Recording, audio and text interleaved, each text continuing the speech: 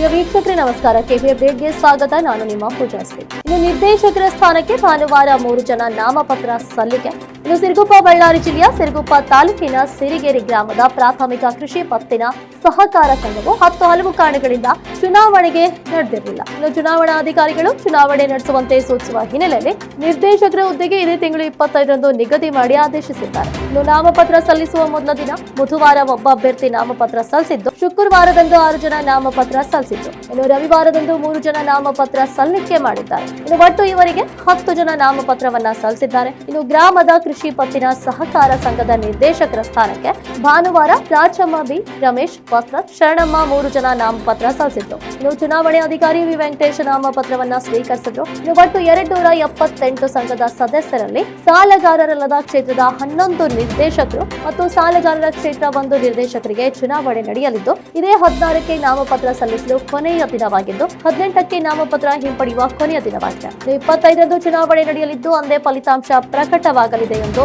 ತಿಳಿಸಿದ್ದಾರೆ. ಇನ್ನು ಚುನಾವಣೆ ಅಧಿಕಾರಿ ವಿ ವೆಂಕಟೇಶ್ ತಿಳಿಸಿದ್ರು. ಈ ಸಂದರ್ಭದಲ್ಲಿ ರೈತ ಮುಖಂಡರಾದ driver Hulguppa, S M Adivayya Swamy, Vastrat, Manjunatha Swamy, Dharavi Venkatesh, Lakshman Bhandari, K Dyavanna, R V Swamy, B Shekhar, B Mallayya Nayak, Anwar Bata, Venkatesh, Shriram, V Anil ಇನ್ನಿತರು ಈ ಸಂದರ್ಭದಲ್ಲಿ ಉಪಸ್ಥಿತರಿದ್ದರು.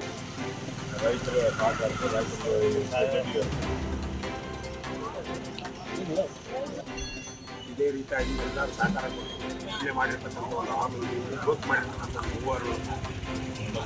9 ಜನ ಇದ್ದಾರೆ. ಈ ಪಕ್ಷಪಾತದಿಂದ ಇದು ಯಾಕೆ ಮಾಡಿದ್ದೀವಿ ಅಂತಂದರೆ, ಸ್ವತಂತ್ರ ಬಂದು 76 ವರ್ಷ ಆಗಿದೆ. 78 ವರ್ಷ ಸ್ವಾತಂತ್ರ್ಯ ಬಂದು.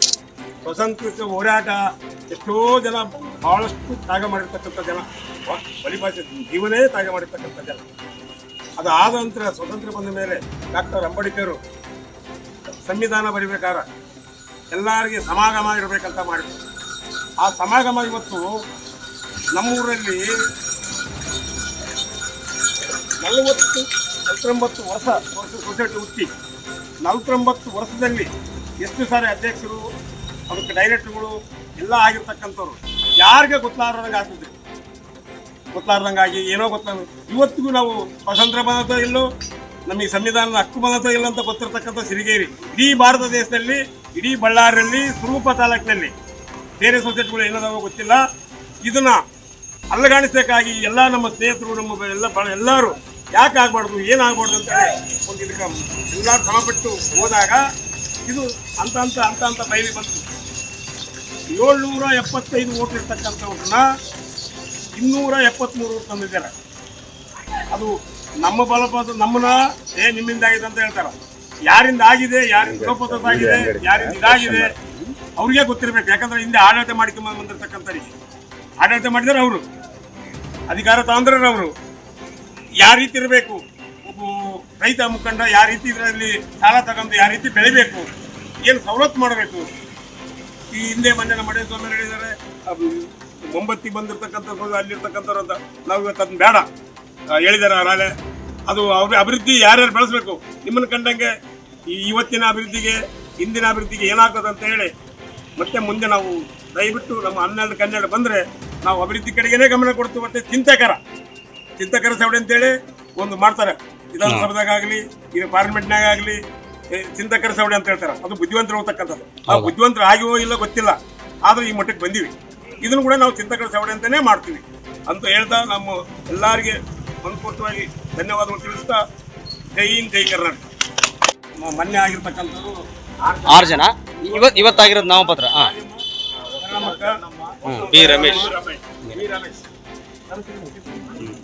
ಒಟ್ಟು 12 ನಿರ್ದೇಶಕರ ಸ್ಥಾನಕ್ಕೆ ನೀವು ನಾಮಪತ್ರ ಸಲ್ಲಿಸ್ತಾ ಇದ್ದೀರಿ.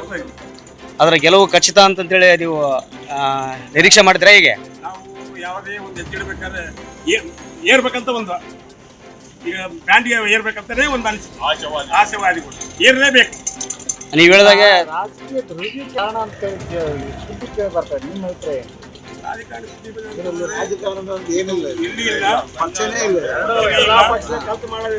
ಮಾಡ್ತಾ ಇದೀವಿ. ಅದು ನಾವು ಯಾಕೆ ಮಾಡ್ತಾ ಇದೀವಿ ಅಂದ್ರೆ ರೈತರ ಸಂಘ. ಅಲ್ಲ, ಈ ಮುಂಚೆ ಈಗ ನೀವು ಅಂದ್ರೆ 700 ಸಮಥಿಂಗ್ ಓಟುಗಳು ಇದ್ವು, ಅವೆಲ್ಲ ಕಡಿತ ಆಗಿ ಬರೀ 235 ಆಗಿವೆ ಅಂತ ಹೇಳಿದ್ರಿ. 273 ಆಗ ಮುಂಚೆ ನೀವು ಕೇಳ್ಬೋದಾಯ್ತಲ್ಲ. ಹಾಂ ನಾವೊಂದು ಕೇಳಿದ್ರೆ ಅವ್ರೊಂದು ಕೊಡೋದು, ಅವ್ರೊಂದು ಕೇಳಿದ್ರೆ ನಾವೊಂದು ಕೇಳೋದು. ಹ್ಞೂ ಹಿಂಗೆ ಅವಾಗ ಲಾಸ್ಟ್ ಅವ್ರೇನು ಮಾಡಿದ್ದಾರೆ, ಎಲ್ಲ ಒಟ್ಟು ಸರಿಪಡಿಸಿ ಮಾಡೋದು ಒಂದು 3 ಕೊಟ್ಟಿದ್ದಾರೆ. 3 ನಮ್ಮಲ್ಲಿ ಇದೆ. ನಿಮಗೆ ಪೈಪೋಟಿ ಇದೆನಾ? ಈ ಒಂದು ನಿರ್ದೇಶಕರ ಸ್ಥಾನಕ್ಕೆ ಪೈಪೋಟಿ ಇದೆನಾ? ಇದ್ದೇ ಇರ್ತದೆ. ಹಾಂ, ಅದರಲ್ಲಿ ನೀವು ಗೆಲ್ತುವಂತ ನಿಶ್ಚಿತ ಇದೆ ನಿಮಗೆ? ಗೆದ್ದೇ ಗೆಲ್ಬೇಕಂತ ಇದೀವಿ.